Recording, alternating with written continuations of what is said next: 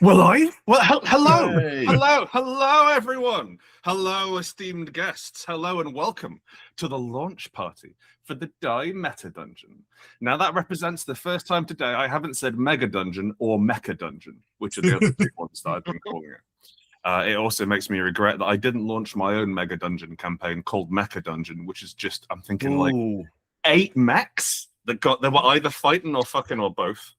And like they've become, I don't think mechs can have, so the mechs were fighting, they died, caught there, and you're crawling through them. Anyway, hello, welcome to a different project. This is the Die Meta Dungeon. We are joined today by celebrity guest Kieran Gillen. Howdy. Who is not writing this book, but did write the book it's based on, and the book that was based on. In fact, he might well fish it out for if he can find it from all the books he wrote. Oh, you know what it's like. It's quite there. We are. That's the one. That's the one. That's the other one. Yeah. This is what a reader bound for me from the beta rules by sawing off those. And a reader illegally printed. Yeah. Beta rules, and I'm bound to. Oh my god. We did sew them. Oh, thank God. Okay, cool. I wondered how I afforded that garage. We're also joined today by Gareth Ryder Hanrahan, who did write this book. Well, we'll write this book. Oh, yeah. We'll write this book. Can't stress this enough. Haven't written the book yet. The book doesn't exist yet. We've got a great plan for the book. Yep. So normally on a launch stream like this, we would discuss the book and the things that are in the book and show some pictures from the book. But it's not done yet. We don't have the money. That's what you're going to do, dear viewer. You're going to give us the money. So you're going to give us the money. Then we give Garen some of the money. Garen? Yeah, we split it. It's fine. Yeah, exactly. Garen gets some, I get some. Yeah. Garen, the pigman you keep in your basement, who writes half of your books. Yep. No, Gareth will be writing this. Gareth will be writing the Meta Dungeon, which, if you're watching this, I've got to presume you already know what it is. But actually, I'm not going to explain that. Finally, we're joined by Chant Evans, who is not writing this book, but is producing the oversight of this book. Chant is a producer here at Rowan, Rick and Deckard. And we are also a silent partner, as Naomi, our social media wretch, who is running the stream, taking part in chat, and generally making everything work as smoothly as she can.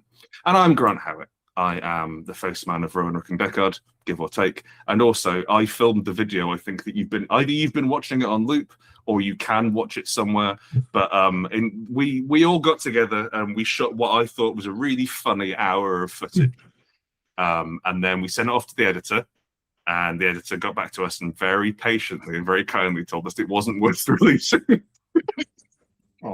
So instead of the usual high-flying, highfalutin animatic that you normally get with a Kickstarter or with the backer kit crowdfunder, you get 4 minutes of me talking in my dressing gown in my office in a very low energy way. I do look quite nice. My glasses are off. I look a bit sort of rugged. No, what's the word? Disheveled. Yeah, it's just gently me talking into camera, asking you to back the book.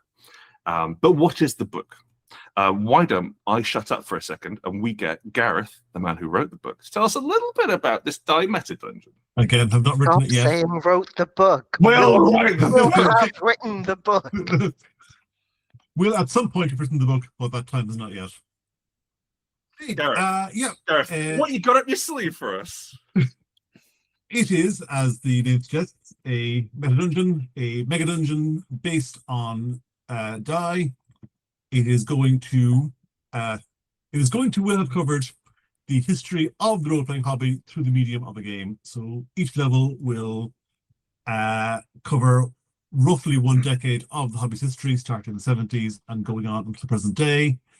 The various encounters, locations, NPCs, and bits of weirdness in that level will be inspired by both the publications from that era and also the gaming trends and industry gossip and business wheelings and dealings that define that era, because the history of gaming is basically a series of catastrophically bad business decisions made by wonderfully creative people who, and yeah, that's basically what it's going to be.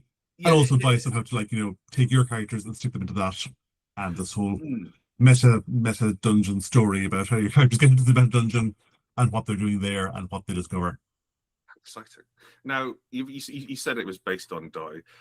Even less likely that anyone watching the stream doesn't know what Die is, but perhaps celebrity guest Kieran Gillen, you could give us, well, first off, a 2-word description of what Die is, and then a slightly longer one. Goth Jumanji. Great, thank you. And the longer one? Goth Jumanji, which I wrote. Goth Jumanji. The idea keep going. We've got out to Phil. Okay, let's keep on going. Basically, the idea of Die is you play a group of real-world, flawed human beings. You get together to play a role-playing game. So you are real-world flawed beings in the real world. Then you sit down with your friends and play a game where you make up some completely different and not at all semi-autobiographical, as it always is, people who are like flaws and human and whatever. And then you sit down. Those people you've just made up sit down and play a role-playing game. And then they get sucked into this role-playing game where all their angst and trauma and their lost hopes and their fears for the future and the fact their dad didn't love them enough are thrown back at them. And they process that. And they kind of decide what is their life really about. And then at the end of it, they decide whether to go home or not. And that's it. It's a game basically designed for sort of talking about why do people play role-playing games, but it's also about like who we are and how that comes across in games. And it's about killing a load of zombies. It looks like your dad who doesn't love you enough. It is incredibly clever. Some say slightly too clever. It's I've never said that. It's a no, and you wouldn't. But that's, you see, all I do that's a sales pitch. Is whenever anyone asks me about Die, I say, "Oh, it's too smart for most people to get," and then it's a real Emperor's New Clothes thing.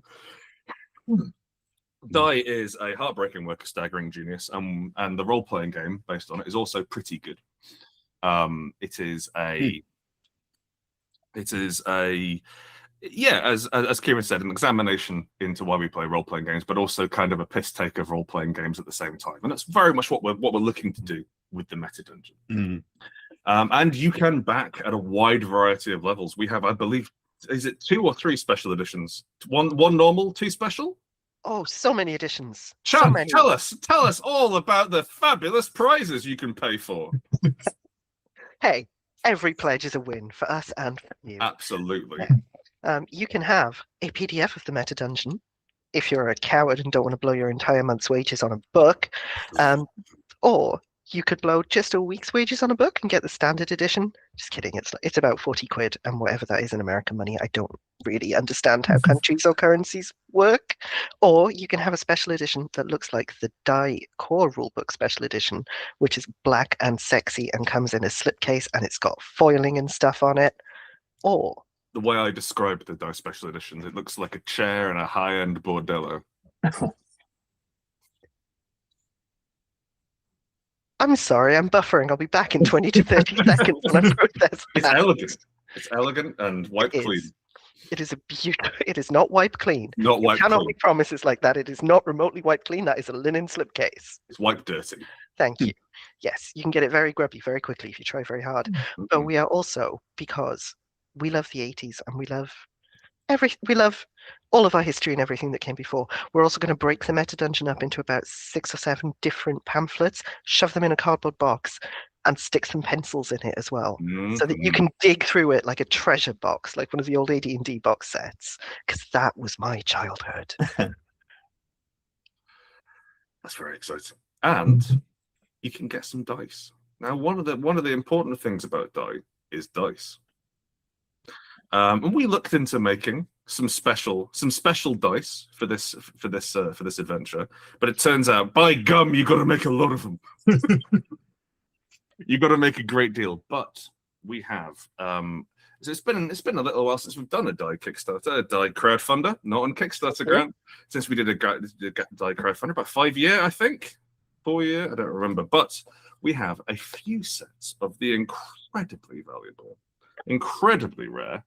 We're going to get this. Oh, can everyone go, ooh, hang on, stop. There we go. Wonder if that's working. Anyway, these are some dice, and by gum, in real life, they're beautiful looking. These are made from beautiful reflective prismatic glass. which is again looks pretty shit on web camera. We have a beautiful prismatic glass for most of the dice. We have the worst possible dice, which we could convince the manufacturers to make for the Fool. It's blank to draw on, and then we have the gothest possible dice, which is a black on black obsidian D20. Yes.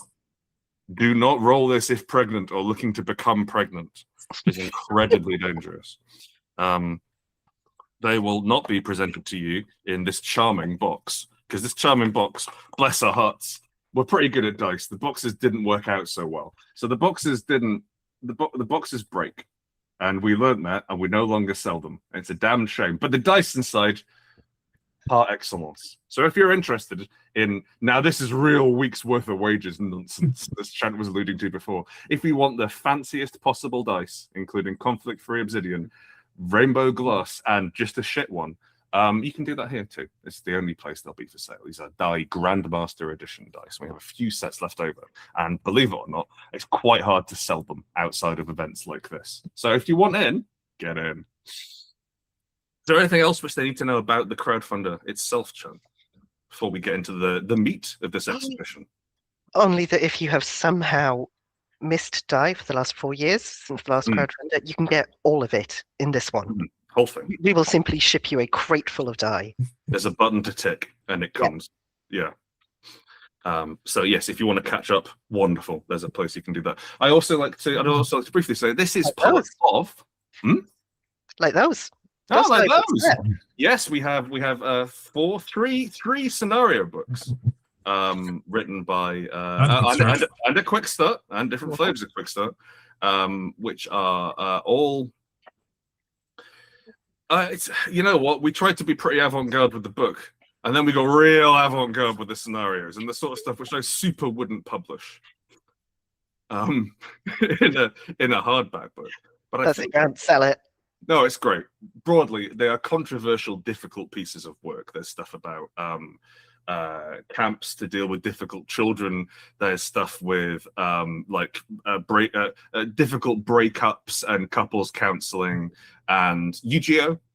So there's a lot of very it's about these big feelings and these big things which we do, and then we sort of slap some elf ears on it, and that gives us a way of interacting with it safely. And the scenario books are the natural progression of that, I feel. Yes, you can get all of that. Push the big button, make the books follow the internet. But that's not what we're here to do today. That is what we're here to do today. But the bulk of this is because, again, Gareth hasn't written the book yet. We need to come up with something to do for about an hour and change. And so what I thought we'd do is, we've got some of the greatest games designers that I could get together onto a call. And I thought what we could do is make our own mega dungeon. Now I can't see the stream. I've got to presume this is being streamed. But I've got thank you. Strummed. Stram. I have a Miro board up. We use Miro at work when Google Docs aren't quite wobbly enough. And my favorite thing about Miro is you can zoom in and out infinitely and it never stops. So I have one board, 4 hollows and salt, which I just keep finding different parts of. My producers love it. And Chris too. So we are streaming Miro. We're streaming Miro to you. We're going to make a mega dungeon. I've come up with a little formula for what a mega dungeon needs, and this comes from me reading a few mega dungeons a while ago, because this is part of Mega Dungeon Month. Mega Dungeon Month is set up by Goodman Games, who published Dungeon Crawl Classics, and they got a bunch of people to make things about mega dungeons. So, for example, we have known villain Monty Cook is releasing a some sort of tour. It's a giant floating spaceship mega dungeon. There is I'm sorry, Monty, you're not a villain. I didn't mean that. Yeah, there goes my cross promo grant. Well, Monty's the crab at the top of my bucket, basically. You know, that's all. And he's got those juicy legs. I got to pinch down and pull back inside, like Monty could feel my tiny pincers on his armored legs. We have some, I think, Castle Zigzag, the Gygax's Castle they're redoing. which you can get if you're after some very old stuff. There's also DCC are doing, I think, White Dragon. That's it, White Dragon. So it had a drawing of a dragon. Castle White Rock, isn't there, or something? Yeah, that sounds good. Yeah, there's a dragon Castle in, White Rock. Castle Dragon in a dungeon. That sounds like a good idea. It's a revolutionary idea. But it could be huge. Also, there's a bunch of stuff. If you want some dice made out of antlers, go for it. They're down there. And Loke battle maps are here. So there's a bunch of different fun stuff which you can back. And if you back more than one project that's part of this Mega Dungeon month, you get a free PDF, what I've written, in the same way that Gareth's written this book. By which I mean I haven't written it yet, but I will. I am interested in doing broadly a 5-room dungeon, and I want to see how absurdly metatextual I can get while still being playable. But it won't just have Grant's metatextual 5-room dungeon in. Mm-hmm. It will have dungeons from Goodman and Monty and Loke and Ghostfire Gaming and everybody else I've currently forgotten. Kobold Press, they're definitely here. Ooh. Whoa! Wow! Can we get a PDF of those antler dice? Or is that just more of a physical product only thing? We'll give it a whirl. Give it a whirl. Yeah. You print your own antler dice. Send you a deer. We send you the location of a deer and a note, and you've got to sort it out. So that's Mega Dungeon month, and this is Meta Dungeon, and we're going to design our very own Mega Dungeon. So I've read a few Mega Dungeons in my time. I briefly tried to read the world's largest dungeon back, not in the most recent reprint by World's Largest Role-Playing Game, who are, I believe, doing their Manhandling Traveller into 5th Ed, and a series of blind boxes. But I had a go at reading that before they re-released it, and crumbs, it's difficult. There's so many things to do in a Mega Dungeon. It's such a exciting thing to try and wrap your head around. You build these multiple warring ecologies. I also like to, I think I've read probably Veins of the Earth, which isn't Deep Veins of the Earth, which is not a Mega Dungeon, but smells like a Mega Dungeon. And I like that a great deal. But we're going to make a Mega Dungeon. And what you need for a Mega Dungeon is multiple factions contained within the same place. Now, I've rather taken a swing at this without consulting anyone for any sort of input. But Kieran and Gareth and Chan, are there any sort of, like, I've got 3 factions, and I'm hidden behind these pink notes is an idea of what the faction might be, which we're going to spread out.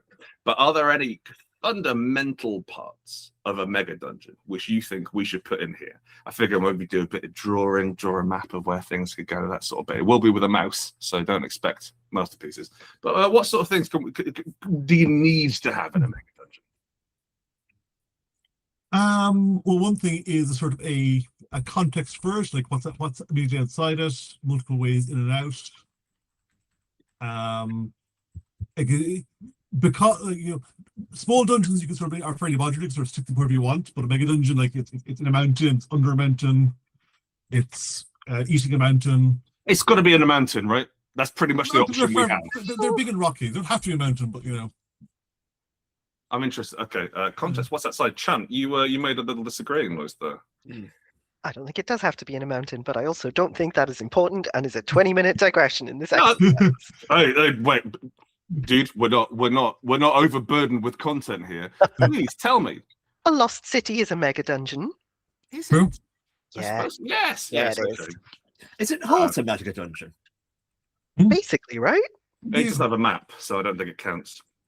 It's got a map of the spirits and It's got a sticker set, stickers. basically. Yeah, I mean, Yeah, you're right. also maps can be changed. Like I did Eyes of the Stone Keep 13 Days, which was a living dungeon, and that swaps stuff around. Couldn't you let me burrowing for the corpse of a dragon? That could be a Mega Dungeon. Not big enough. Like Absolutely corpse should. of in there. That kind of stuff. Corpse of a Dead God. You got options, yeah. Of course, like 8 battle mechs earlier. Yeah, and if you're playing Mouse Guard, anything could be a Mega Dungeon. It could be like a normal sized dungeon would be a Mega Dungeon in Mouse Guard. Right, we're not playing Mouse Guard, just to make that clear. This is going to be generic fantasy. This isn't going to be the Borrowers. How about Mouse Adventure? Mouse Adventure. Okay, yeah, sure. Mouse Soldier. Mouse Soldier. The Mega Dungeon could be the burrow of like a civilization of giant mice. Yeah. Skaven. Exactly. Oh no. Skaven. In fact, maybe we could have a Skaven. No, that's not what I want to do. Maybe we could have a Skaven themed faction. Actually, like, can we come up with an interesting take on Rat Men? I was about to tell a story which was also like legally problematic, so I can't tell that story. Cool, thanks. Okay. I'm Can you glad. change the names to protect the guilty? Yeah. I've once did. Wayne's Jerk Shop.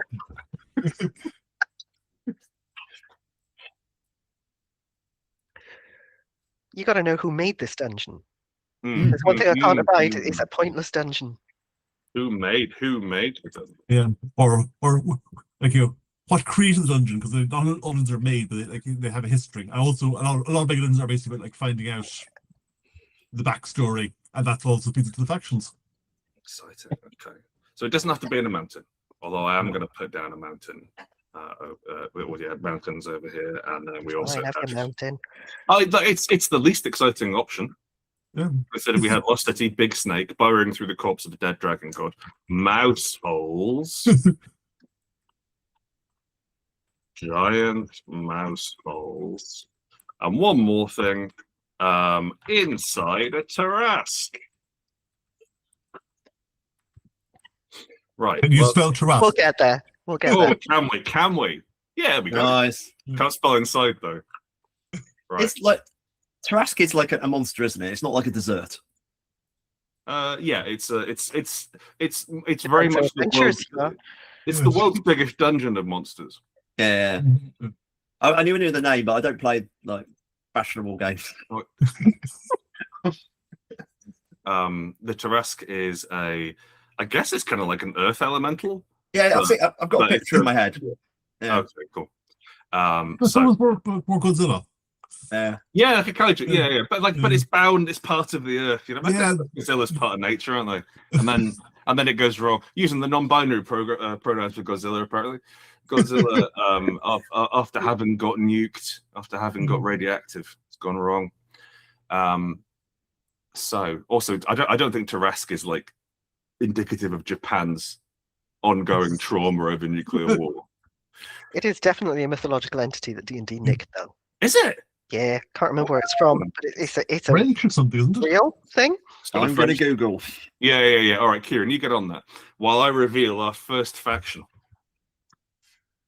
So it's low-level scrubs. So I figure every mega dungeon has at least 3 factions in, and the first one are got to be the spuds that you meet on top. Where you're like, is this just a normal dungeon? Wait a second.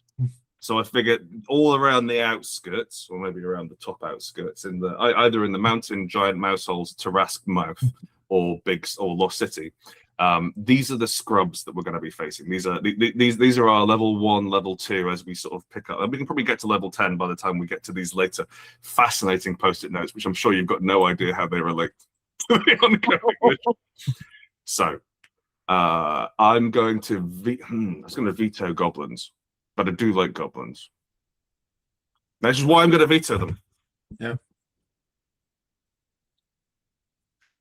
Well, Pigmen and rat things have already both come up. Pigmen. Oh yeah. Okay. You know what? Yeah, like bestial. Yeah. I was going to go for degenerate adventurers driven to Yeah. cannibalism. Really? I was having adventurers whose brains have been stuck inside goblins. Oh, Kieran, high concept thoughts villain here. rocketing right in.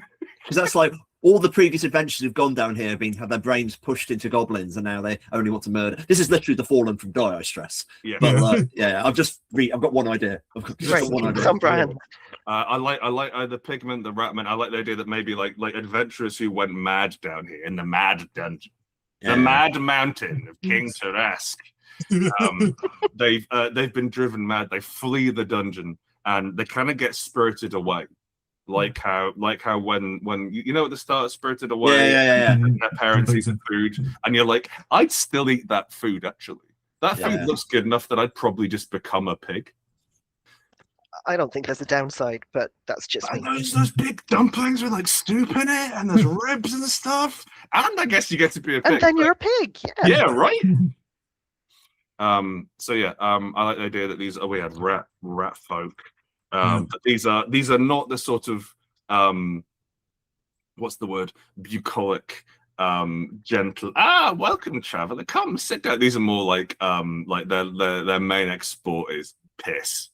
Yeah, like I've Yeah. already eaten 3 of your fingers, right? Yeah, like monsters clad in the raiment of an adventurer. So occasionally one of them might have a wizard spell or what have you, or they're still clutching a magic wand. This is starting to feel like a sewer. Oh, it's beneath the city. Yeah. Okay. Or like beneath a farm. Catacombs and I'm in farm. I'm like a sewage plant. You know what I mean? Like kind of there's something. Well, like the Roman sewers, which are built beneath London, which we forgot about. Okay, yeah, I like that. So we'll have, and also classic first level adventure. Rats and sewers. Sewers. Drainage.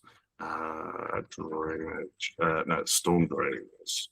So when I played Warhammer Fantasy as a teenager, the first thing we did was go down the sewers in any city we went to. You know, not just because we just got trained to look for Skaven. That was kind of all we ever did. So it just feels traditional. Actually, my instant thought, if we're doing a buried sewer and so forth, and think about London, is it like buried rivers down there, and have like say five rivers down there which have been buried by the dungeon, each which has like both connections to locations and also to like magical property. Or you've got naiads or something in there, like river spirits as a faction. Oh, mighty naiads! So shitty London feeder rivers, yes. Yeah. Or I might you fancy a very wet shag. I mean, we've got the fat blobs, obviously, as well. Yeah, brilliant fat blob. I think the fat blob could be like a local king. Yeah. Of the thing. So yeah, king. I finally got the gelatinous tube, as in like that's a train tube, which is just like... That's horrible. I'm writing it down. The gelatinous tube. King Blob the gelatinous tube. There's a crowd on one end. Yeah. I like the idea that there's no crown big enough for King Blob, so he has to go and occupy a tunnel which he believes is golden. Yeah. Or the circle line. Let's keep it fantasy. It's not mice. It's not set in modern day London. We're going to keep this grounded. Yeah. Okay. Yeah. It's not London. It's Nodlod. We're fine. Yeah. Sure. Then so this feels good. This feels like the quirk we've got here is adventurers go mad and flee the dungeon stripped of their humanity, but sort of your sort of degenerate mutants in the sewers is pretty basic. It's pretty basic fantasy trope, which is why I'm going to call on the ringer that we've brought in here, Kieran, inventor of idea plus idea equals novelty. What are we going to combine sewers with? Stay down here, honey. I'm trying to keep my daughter off camera because it's like I don't put reflection on the line. Hello, little honey. How are you? Hi. She was coming to show you dice. Just show me dice. My daughter's coming to show me dice. Oh, that's right. Oh, sweetheart. That's right. She really likes dice, by the way.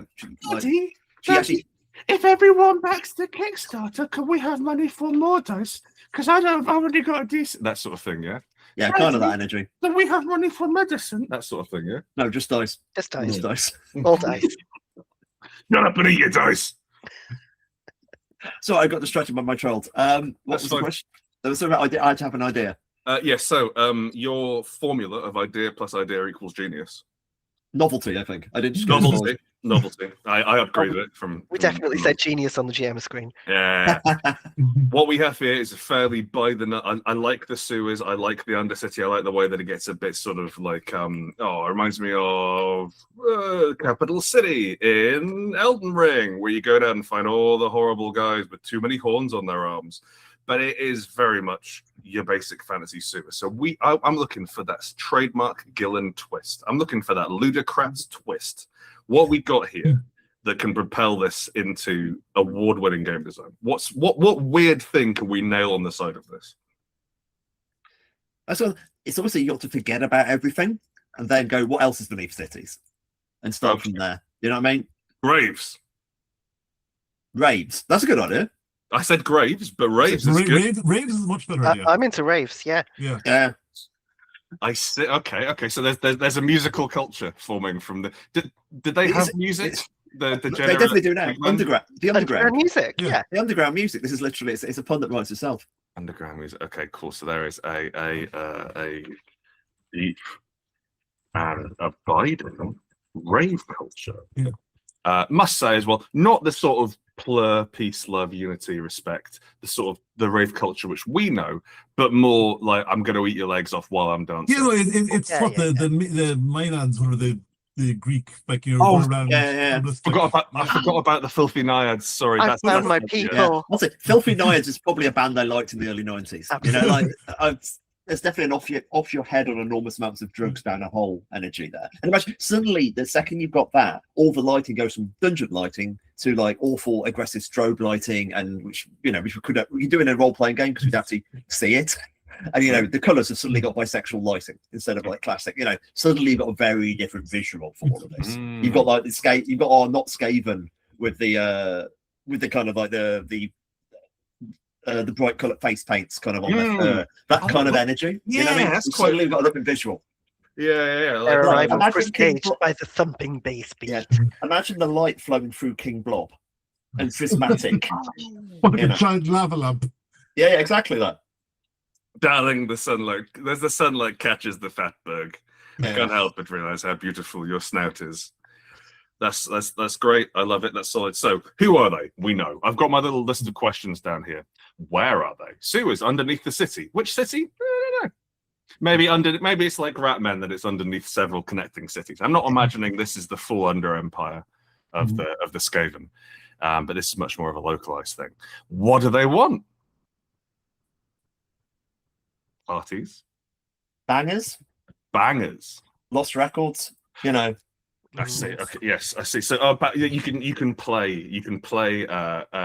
Like bards have been kidnapped. Yes, they're good. They're quite funny- like studio opera singers and so forth, and musicians. That's great. Yeah. Okay. Yeah. No, that's the wrong. There we are. Oh my I don't god. know. This is like that. Here's an idea. What's the idea? Music. Wow, that's a new idea for you, Kieran.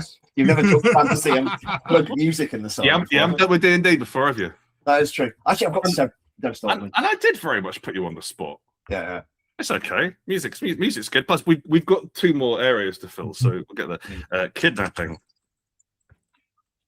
bards, sopranos, harps, which they believe are alive, and organ grinders. Yeah. They want music. They're very. I've got the image of like something like equivalent to genies that you end up like that plays music systems, doesn't you capture the spirits of like dead great singers, and then you can like you rub them and it's equivalent to playing a record, and you summon this, and that's the way we have recorded music. Okay, like, so recorded music exists. recorded music imitation mobs because it's soul copies. Oh, It's soul music. Oh, Like you know what, Kieran? The second that you came up with this idea, I was like, he's got a pun in there. I don't think he knows he's got a pun, but I can it's smell a it. fully pun-driven engine. I can smell it in that grin in your voice. It'll eventually merge into a pun, but like that's just a Pratchett joke. But like Now, I'm going to foreshadow and say that King Blob and the Degenerate Pigmen are not making these records. Okay. no. I think they're definitely consumers. Mhm. Now I've got an image. This is more like mid-level villain. We've got the image of like evil critics hunting down and murdering and assassinating people who aren't making good enough music for them. Like swarms of 8-foot-tall ticks, yeah. Oh, Yeah, actually, how about rather than killing the singer, their voice is actually just stolen. Yeah, that's great. So a bard turns up to you and you don't know what he wants. Yeah. You gotta steal the song / voice from a singer. Yeah. That's a great lead-in. It's a That's fun great. lead-in. How Okay. do you do the same to spells is the question. Say again. How do you do the same to spells? Can you do the same for spells? But only if it's jaunty. Only if it What works. with the George tune. spell? That describes none of our music collections, Grant, and you know it. I like jaunty. I can do jaunty. Yeah, the 90s got jaunty for a minute, and that was acceptable. I've been listening to the Tokyo City Pop of late. I think that's quite. You could call that jaunty. Yeah. But no, normally I like listening to very sad cello or just sort of Aw. like industrial noise. Just before this stream, Grant sent me a Korean funeral dirge called Lament to Death and said, "This is a banger, you gotta hear this, lad." It's 100 years old. I've been listening to Fot Squad's Hose Depressed recently, which is a very pop banger whose chorus is "I'm on my meds" excitedly, Oh, that's nice. which is good. Um, I'm glad for them. my final question for the low-level pigmen: what are they scared of? What don't they want to happen? What are they running from?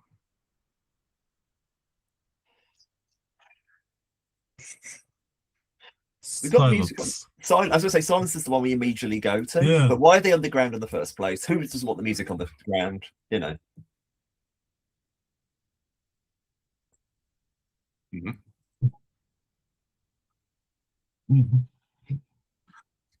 Sure, thank you very much, Naomi. Thank you. I know you said you'd only get in touch if there was an emergency, and I Yeah, think this counts. This counts. Because Kieran missed a pun. I saw the. I thought you were doing that deliberately, so I thought that was Okay. already a pun. Oven grinders. Given Both their times. given they're underground and they're doing all sorts of music stuff, then echoes could be a thing. That Yeah. basically you're Oh, you're I down like there that. because you want to basically have like you're chasing after the echoes of these lost music and so forth. They're scared of silence. If they Yeah. ever stop listening to the music, if they ever stop listening to music, the madness of the dungeon seeps in. And so they have to keep blocking it out with an all-night rave, an all-day rave, an all-year rave. And the echoes help them to stay. Mhm. Mm. Oh, see, I was going to say that yeah, they're scared of silence, but also the echoes are dangerous. Like the things that happen to songs and spells when you release them and let them rattle around in caverns, reflecting off each other. That's fun. Mm. Yeah, okay, that's good. Well, I'm going to adapt that on here. Put that one there. Dissonance. Boredom.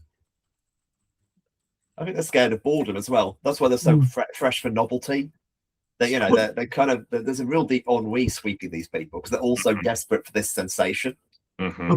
But most dungeons you get like things brooding down in the darkness and be happy to sit there for centuries. So if it's a very active dungeon, that's something new and wacky.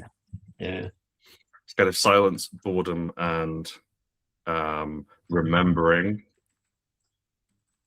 who they were before all this. Monday morning.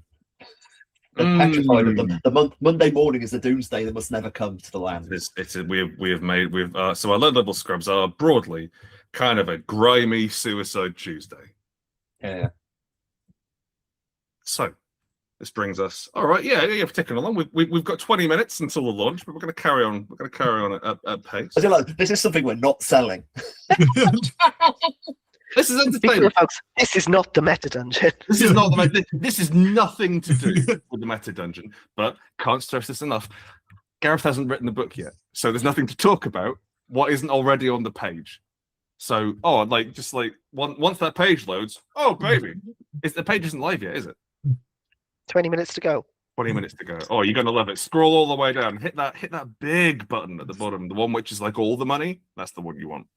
I heard that all the cool kids were pushing the big button at the bottom. Level 2.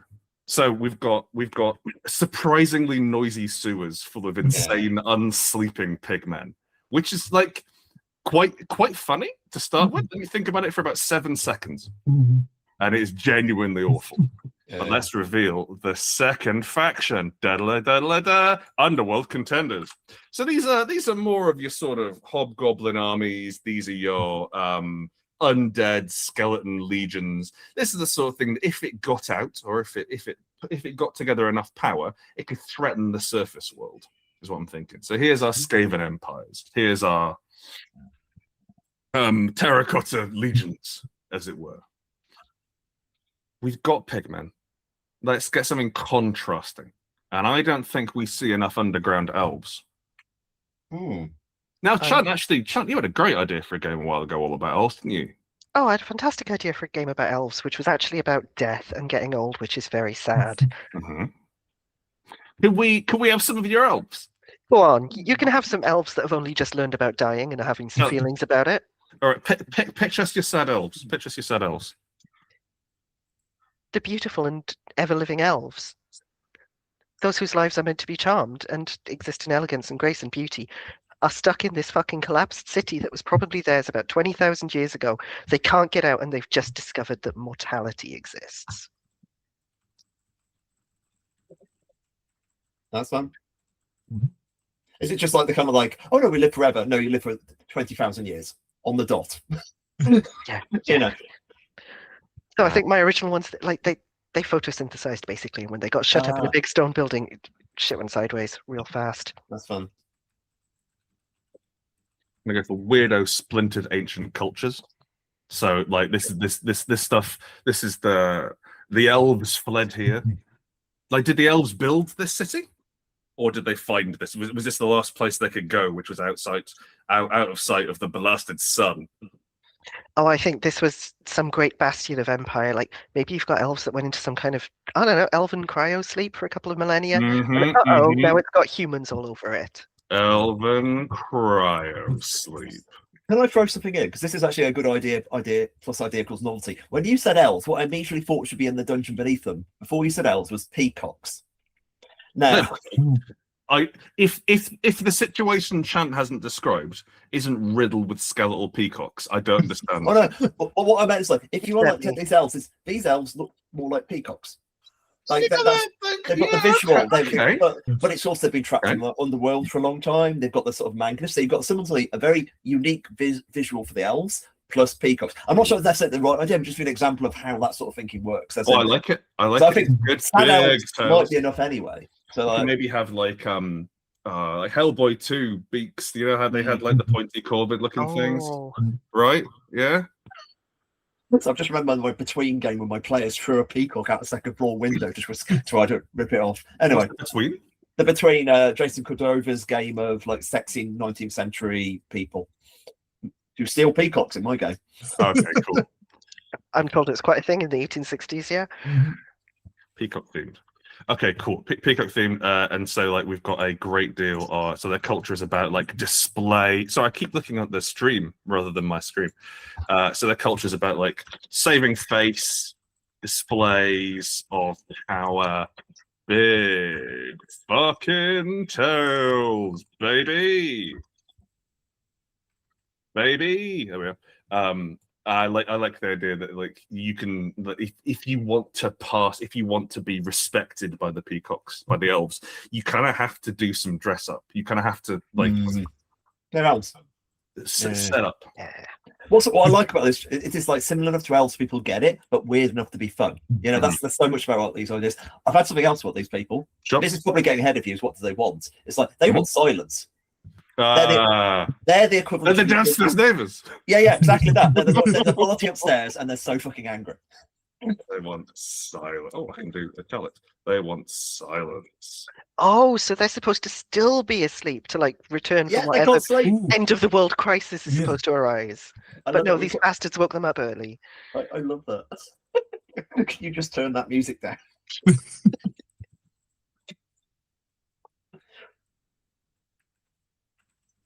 Yeah, they're like they were pupating, right? They were the elves. The elves have an intermediate larval stage, which like cicadas last, but it lasts for thousands of years, and effectively all the effluvia and runoff from the pigmen and the noise has woken them up.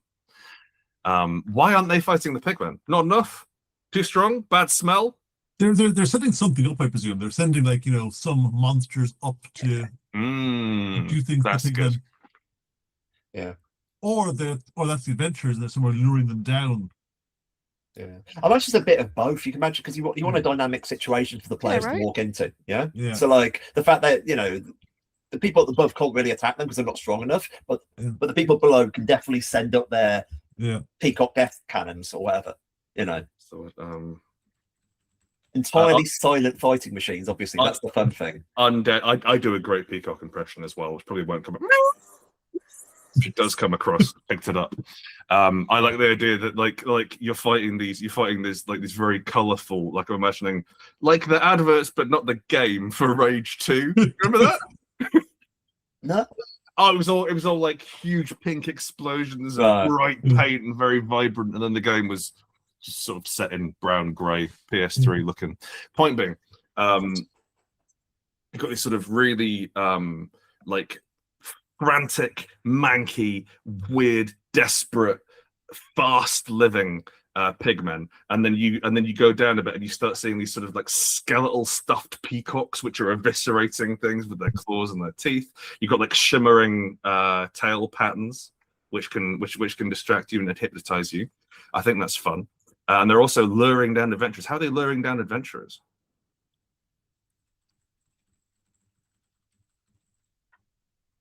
Good question. My thought was songs, but we've already had songs. Dreams. Dreams. Dreams, drugs, magic tail feathers. What do they want for that's again? What do they want from adventurers? Because my brain was always the opposite way. It's like it's whatever's on the other side is what the adventurers want, and they just unfortunately are in the way. Mm. That was actually my major brain, is and they're not that they're ambivalent, but they just don't like being disturbed. So it's Well, they're the obstacle rather than the lure. Like But that might be just wrong. It is effectively 2 a.m. for them, and they want to go back to bed. Yeah. Like in the geological sense, once it hits 7:30, maybe they'll have like something going on, but they need to get some rest. Yeah. They've complained to the police, who are God. So the adventurers are like religious crusaders. You're on. Put in a good word with God. And the adventurers. Maybe they want to investigate, ask questions to adventurers about mortality. Can you tell us about this? We don't know anything about it. Surely there's a loophole for this. Yeah. Tell us about this resurrect thing. Yeah. They want to see you die scientifically. Tell me about dying. This is more about dying. This is the panel with us, and I forgot the name. Lynn, yeah. Lynn Cadoga. Right. Yeah, okay, cool. So they're kind of sad. I'm also getting like there's probably like multiple fractured various blocks of power, and I'm figuring like maybe about session 15, 20, one deposed queen asks you to assassinate a second deposed queen, and you side with a third deposed queen.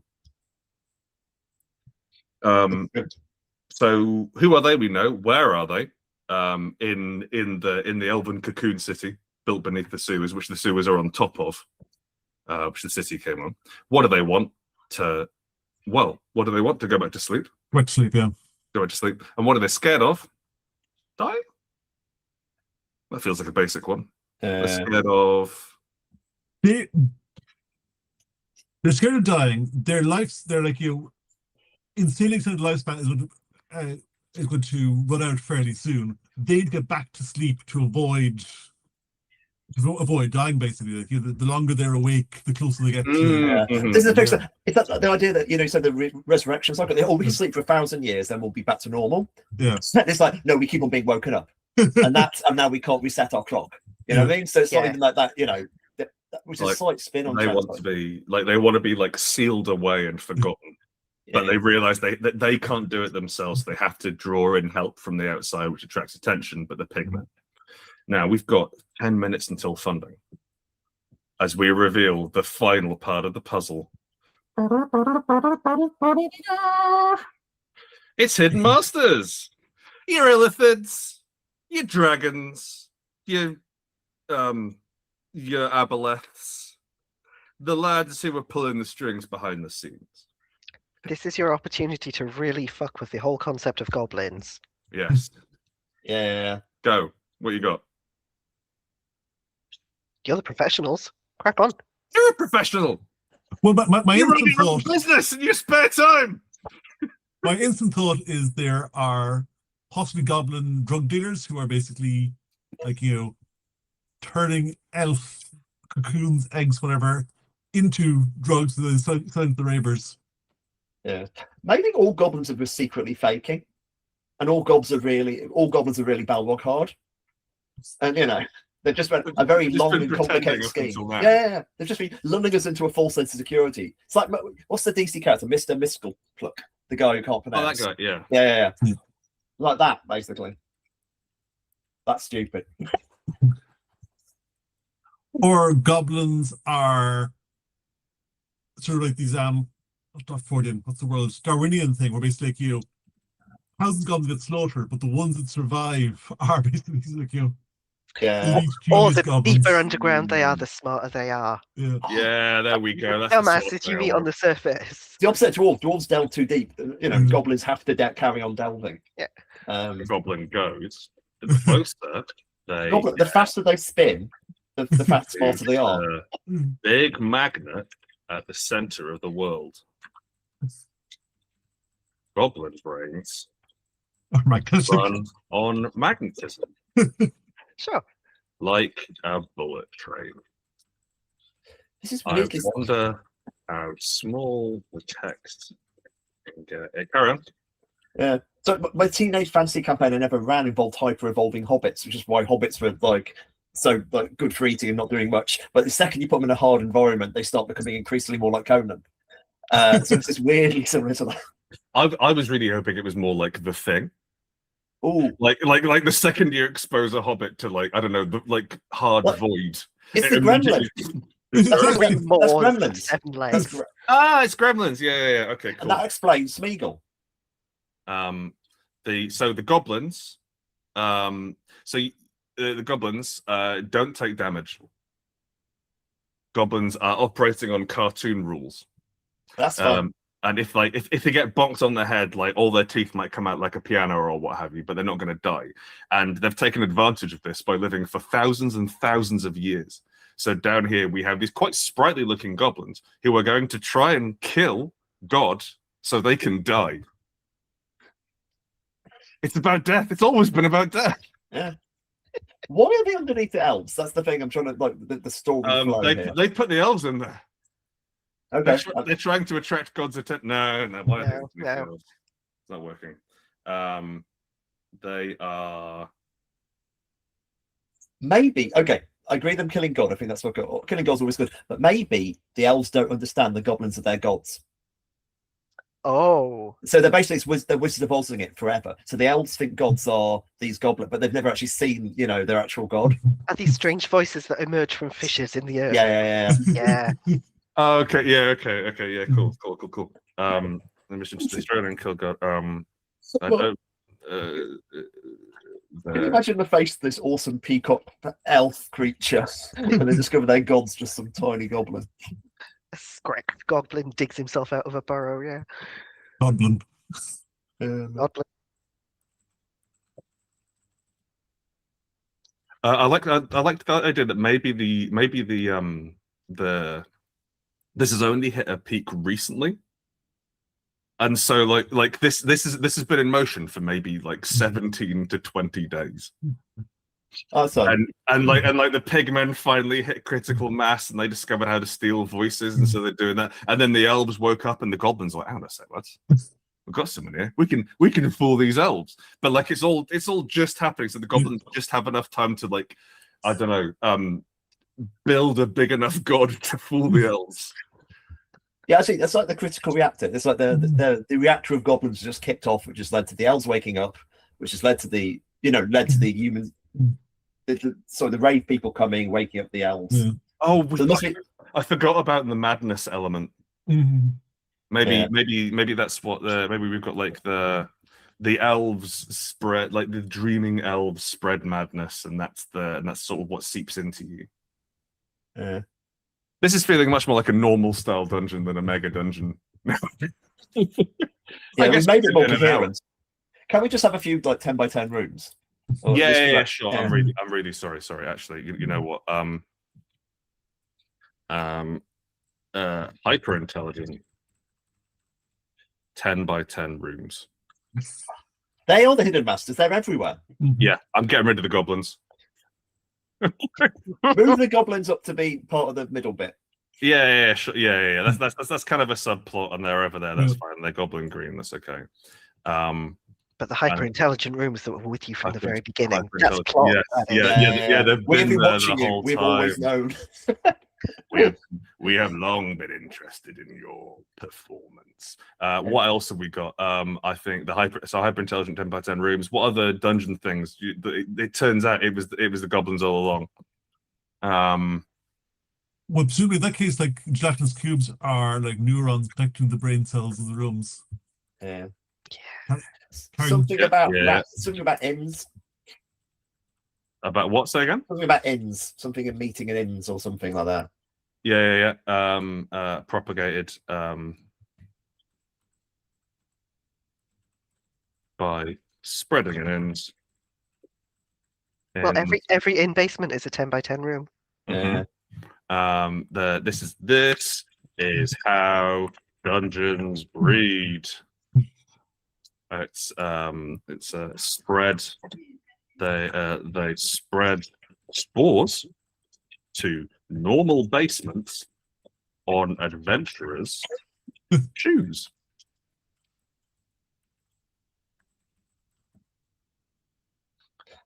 We've also got orc is there, and there we have it. An orc. An orc. Orc. Uh-oh. Orc is there. He's eating egg.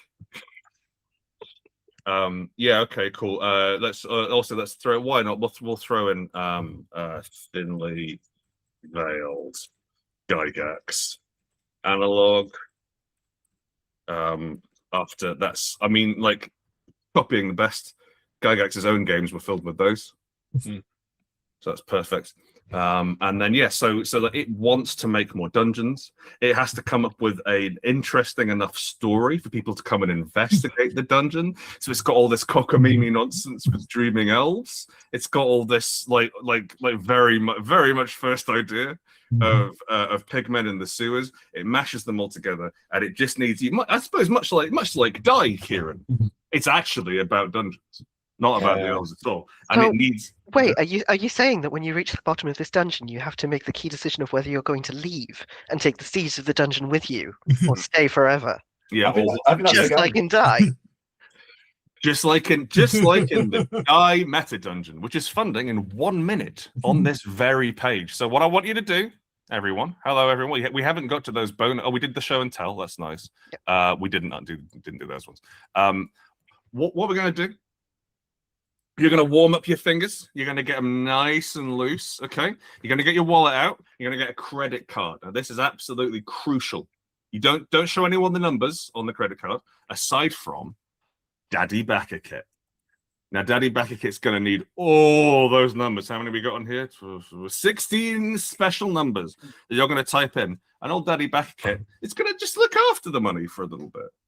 Okay, while then he give it to us, then he make a book, then we make a book, and I believe it's going to happen in it's set to go live at now.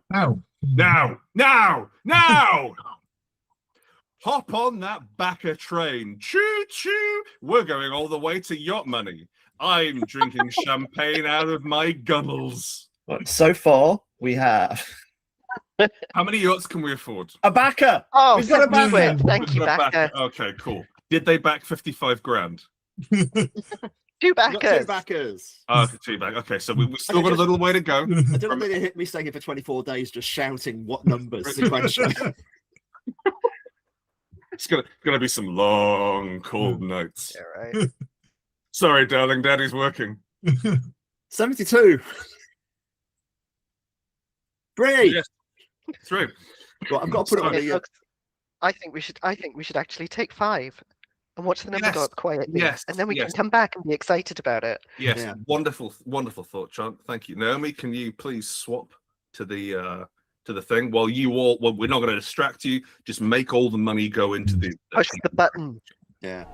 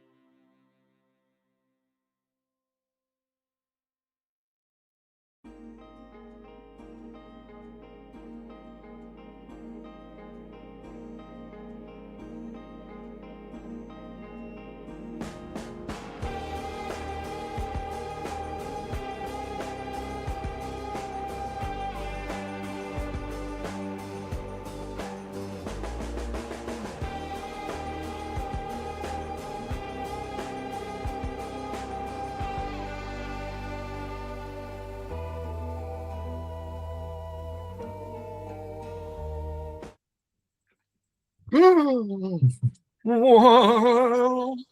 We've got 439 backers for the entire Mega Dungeon campaign. We have 64 backers. And I've got to presume some of you are still hanging out in the stream. Thank you so much. I must admit, I thought the 450 was for us when I first looked at it. It's like, oh, what? Hey, we still got it, boys. But I think if the 450 was for us and we'd raised 6.5 grand, I'd be fired. so selling Method Dungeon pencils. Yes. We are rocketing towards our very sensible goal. Now, unlike say certain let's just say it rhymes with Raveler 5th ed. We haven't set a fun joke crowdfunding goal for us. We've got it's pretty close to how much it'll cost us to make the thing. Not you still like it's still a little bit of peek behind the curtain here. You're still very much encouraged to lowball your own. Like it when you lowball your own. The audience like it when you lowball your own. For some reason, we like to pretend that we don't need as much money as we need. So we're at 55 grand to get there, but gosh, it would be tight. So what we need you to do is give more money. And what I need you to do, actually, listener, because you've already backed by now, if you're still listening, you're still around, and I'm sure you're saying clever and beautiful and honestly quite sexy things in chat, which I'm not able to see. What I'd like you to do is tell your friends, your most wealthy friends, when you think of a friend who has just too much money knocking around, you know, it's the one who's got like a load of Fabergé eggs in their outdoor swimming pool, that sort of thing. Well, I'd be an indoor swimming pool, be even posher. Point is, tell that friend, because to them, how much is it to get all the things, Chan? All of the things, all of the die things, every single die thing that we've ever made, except the ones we're sold out of, 265 quid. 265 pounds. Except the GM dice, because we've got about 40 sets of them left forever. Those are extra. So much extra. 500 quid to that guy with the Fabergé eggs. He wouldn't even notice, would he? Big Jim Fabergé. Yeah.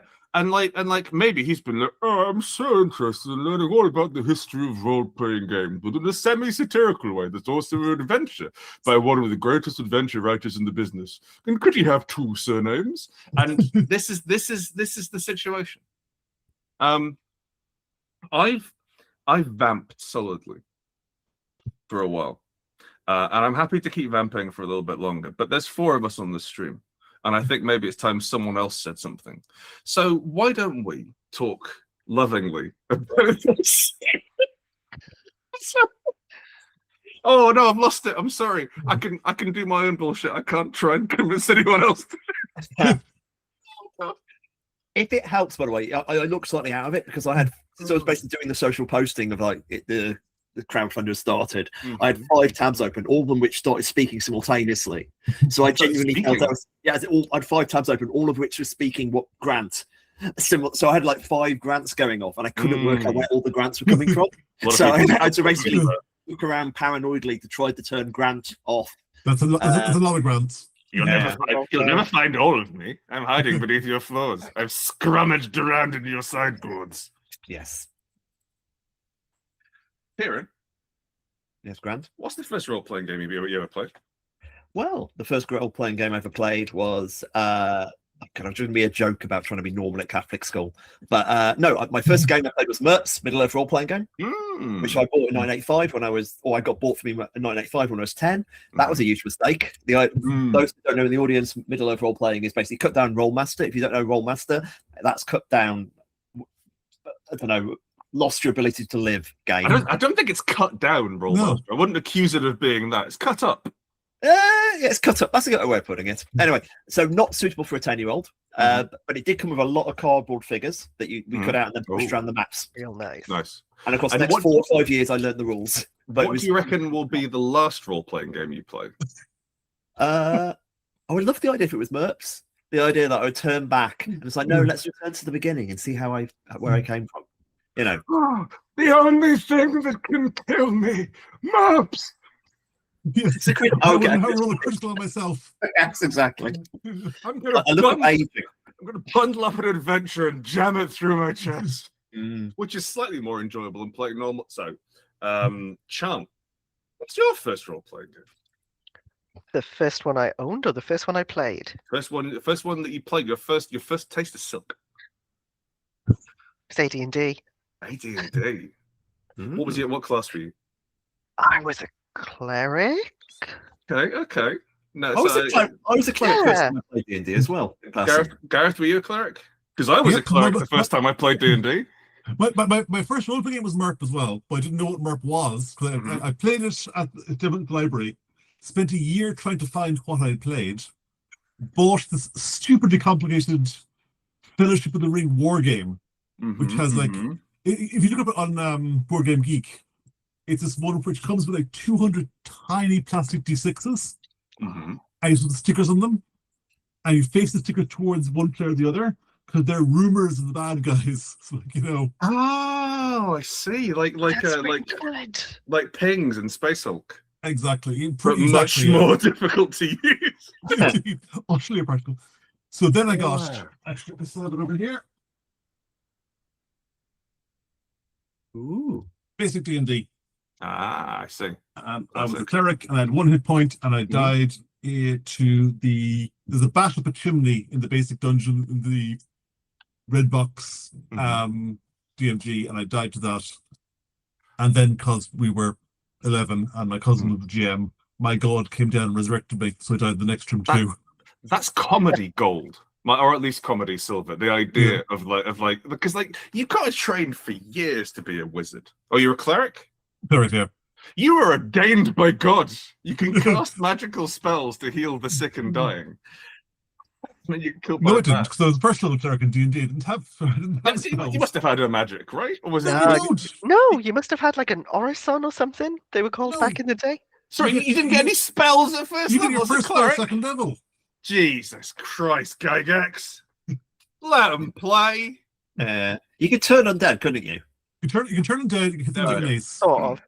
But turning undead implies that you're going to sleep with them. That they, they've discovered their sexuality. They is weren't like, interested before, but now they are. Once you go adventurer.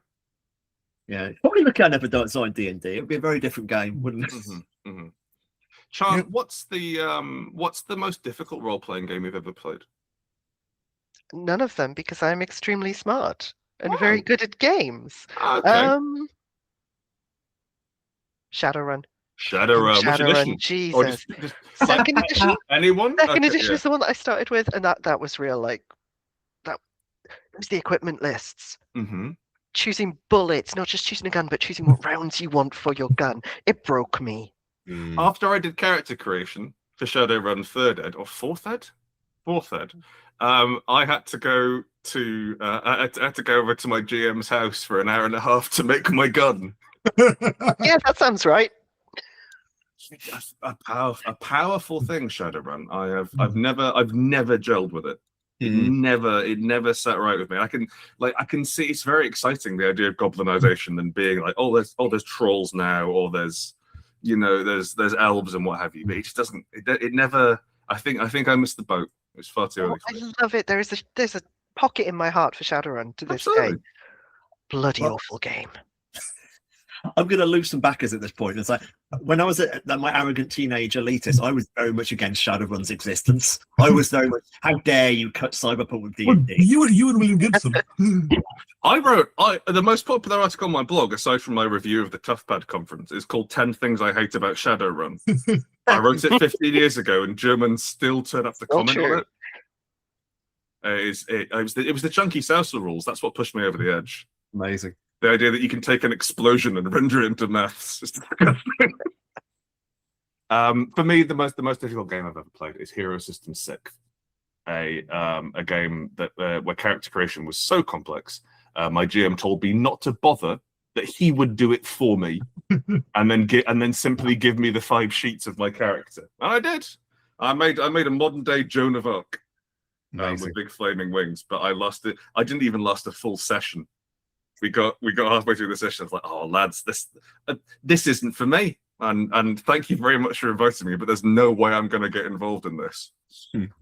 What about you, Carl?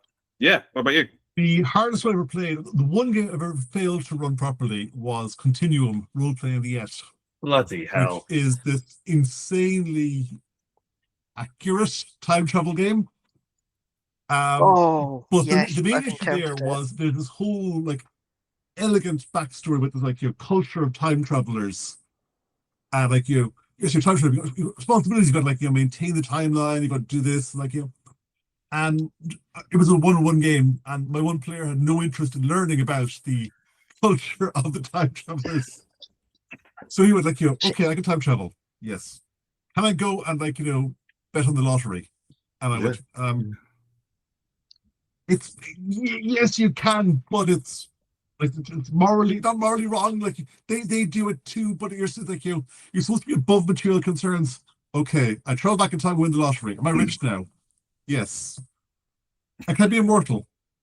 Yeah, yes, but you're supposed to go up and defend the timeline. I go, no, I'm like you, rich and immortal. I am done. I'd like a sandwich, and then I want to go back in time and eat that sandwich again. Thank you. Pretty much.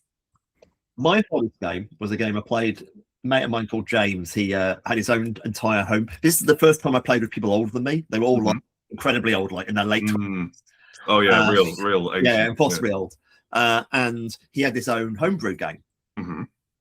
And he completely overestimated the rest of the group because he made this game is quite simulationist. There's a card-based system for combat where you leveled up and gained cards. And of course, none of us has played a card-based war game. So he thought it was quite simple. Wasn't simple. So we played this entire game more petrified of combat than anyone ever. The amount of time, the length of time we went out from using the combat system was the game, which weirdly made it a really good combat system.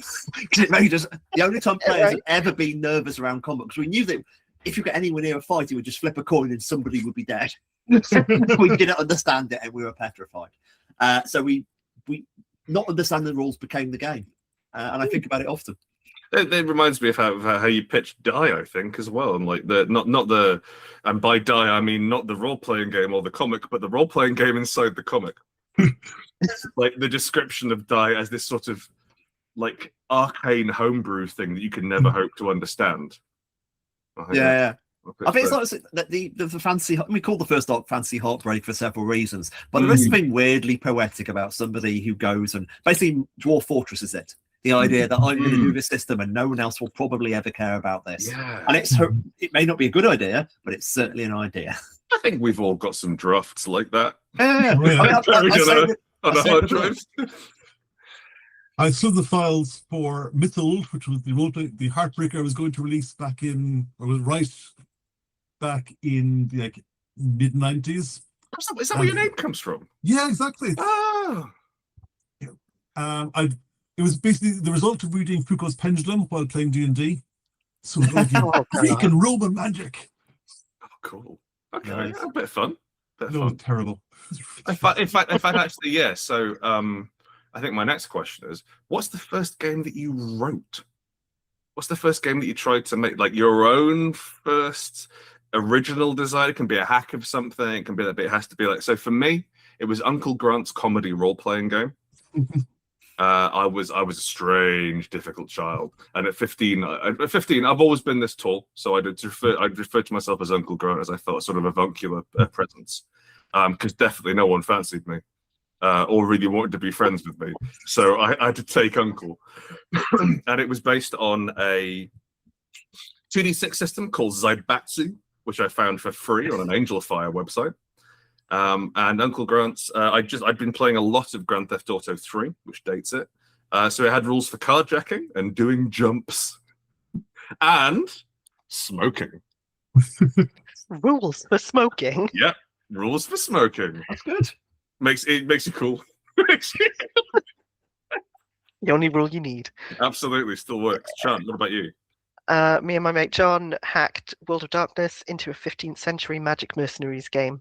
Whoa, and that's so grown up. It was really good, and wow. Lads, it was so gay. Every adventure we ran, just an excuse for gay fan fiction. How old's this? 15, 16. Oh wow! Yeah. Gosh. And I've been doing that ever since, but like increasingly gay. Yeah, that's good stuff. All right, Gareth, we know Mytholder. Wait, but maybe that wasn't the first, but what was the... Well, I mean, no one has ever seen that game or played it, so it's just sitting on a hard drive. I think the first one I ever released is pretty a strong word on it, but wrote with the intention of other people seeing it. I've always the thing where basically I don't design role playing games. No, you don't. You don't. No, you do scenarios. Yeah. I keep it. Well, I mean, I always feel like if I never got another game after Red Box D&D, I would still be quite happily off in the OSR somewhere or something. Sorry, just to underline that. Roanoke and Deckard does not agree with the views of Gareth Ryder Hanrahan. It's absolutely imperative you keep buying new systems because maybe this will be the one that fixes you. Yep. Carry on. But I was hanging around on the Forge back in the day, and I got very annoyed one night. I can't remember why, and wrote a Blackadder role-playing game. Okay. Which was actually, I was thinking up. I think it was actually not bad. It was like very sort of like you can. Like you decide what your Blackadder wants, and then the player to the left of you becomes your Baldric analog, and the other player has your object of desire. But you've got to petition them to do stuff. It was very avant-garde and very, very clever and probably unplayable. Sounds quite forgy. It was super forgy. Yeah, absolutely. like honestly, I think the only thing which they wouldn't have liked, which Morningstar and Co might have kicked you to the curb for, the fact that it's tied into a popular IP. Oh, yeah, exactly. Yes. First licensed Forge game. I'm having trouble with this one actually because I'm thinking all the kind of hacky things I did when as a teenager were just like setting based. So it's like I played GURPS a lot. So everything, I never ran anything straight. I made stuff from scratch. I mean, like, you know what I mean? So like I did a quite, it was a world where superpowers killed you and you were the last surviving people. It was aliens invaded Earth. You were basically an experimental project. You're the only people surviving the project, and you had to basically work running as resistance movement. So that kind of stuff, you know. Right. But like the actual first video game I programmed though. Not the question. Not interested. Okay. No, I'm fine. What was the first video game you programmed? It was published. It was in a crap game column in Sinclair User, I think, rather than your Sinclair. It was Advanced Jump Off a Cliff Simulator, which I programmed when I was 12, where you played a small asterisk and you walked to the right, and then the asterisk fell off a series of other asterisks and went to the bottom. And well done, you have died. That's a great name, man. Like honestly, that's pretty funny. It's a pretty good art game for a 12-year-old. Yeah, absolutely. Advanced Jump Off a Cliff Simulator. For those who aren't as old as me, the Codemasters used to use games called Advanced Noun Simulator. Yeah. That was where. So I was parodying that. Yeah, no. But I was really just ripping off Advanced Lawnmower Simulator. Ah, okay. And I feel that's probably easier to do in ASCII as well, and have it work. Yeah. Graphic. And that appeared in a magazine in a screenshot. The review has a charming simplicity. For my final question. This isn't a this is more of a running games than a writing games sort of thing. What's your biggest fuck up? What do you think about at night in terms of gaming? Not just like your general life and reveal your weaknesses to me, but like if you either as a player or as GM, what did you absolutely fucking goof on that haunts you to this day? Oh Jesus, good list. Christ, my whole 90s edgelord phase. Oof. Well, with the gay mercenaries. That sounds very wholesome. No. Oh, okay. It wasn't at all. Vampire era. What if we tackled really adult subjects and took them incredibly seriously? Oh, I did that for Esoterists. Yeah. I put in a lot of, let's say, kinds of assault. Which, in fact, Shant, you read my first draft of the Door, which is not publishable in any way. Definitely. Absolutely not. No. It's got more edges than a D20. Gareth, it sounds like you uncovered something deep there. Mine were all fairly wholesome, fortunately. Okay. There was the fact that for a long time I misread the experience rules in D&D, where I thought you spent all your experience to level up. And because this is basic D&D, you earned gold. You earned gold to get experience. So you earned gold to get experience. And the rules said you're supposed to level up every 4 sessions. So it's okay. Got a little calculator, worked it out. And by 12th level, the player characters had more money in their pockets than the economy of the country they were in. Because they had to earn that much to level up. Makes sense. Okay. But the one that really, really haunts me, which I'm still bitter about, we're playing Mech Warrior. Oh dear. Yeah, it was the first mistake. Mhm. And I wrote up my scenario, and I just got a printer, and I typed it all up, and like you did little maps and everything, and printed it out. And we're playing, and the whole thing was an ambush. Mhm. And like one player brings his neck forward, he stops, he turns, and he walks around the minefield. I go, No. that was an odd move. Next player Okay. goes forward, stops, and goes, I'm going to fire that empty hex over there. And I go, Okay. oh. And I know from my GM notes there's a mech hidden there under the sand. Mhm. And he blows that back up. Damn, that was a very lucky shot. Yeah. It was only when they corrected me on how much damage the reactor did when it exploded that I worked out that the players had gone to my room, found it, printed out the scenario, photocopied it, and distributed cheat sheets on the laps. Got him. I was Players. very, very bitter. Say that, Hanrahan. Yep. Oh. Like, cause that happened. Like the first and only time I GM'd Inquisitor, one of my players read the secret notes I did for the other player. But thankfully, the other player was playing a single Space Marine and was therefore and completely invulnerable to harm. So, yeah, Kieran, do you have anything you want to end? Any laments you want to end the stream on?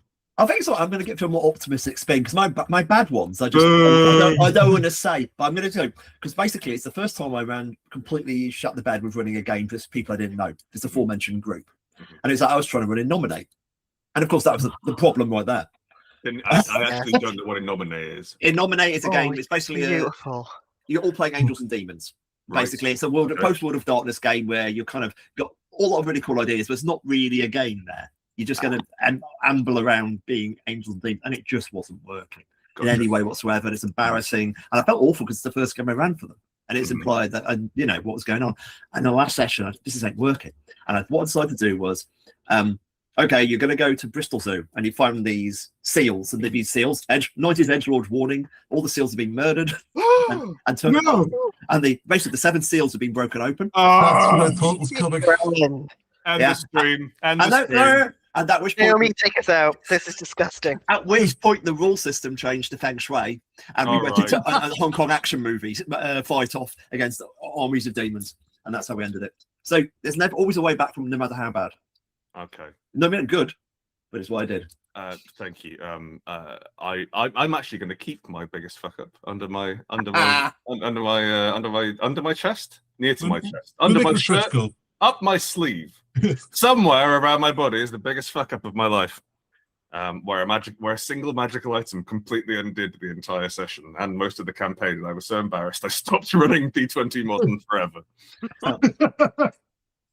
But that brings us to the end of the stream. Thank you all for backing. 203 of you have backed now. Well, just to prop back, we may just cross 20k. We may cross 20k if one of you can rummage 60 quid. Tip us over so that Grant can go and make dinner. 60, I just need 60 quid out of the wallet. Don't do that voice. Money. No. Don't do that voice. So it's unbacked. Oh, it's going down. Oh no. I'm joking. No, it's fine. It's fine. It's all good. We're all good. Thank you all for joining us on the stream.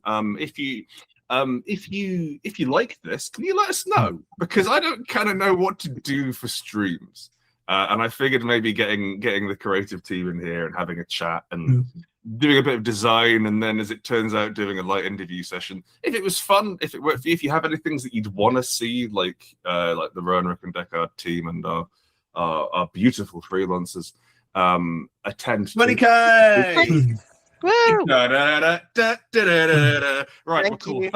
Yeah, thanks everyone. Thank you for 60 quid. If that was you, thank you. I love you most of all. And we're off.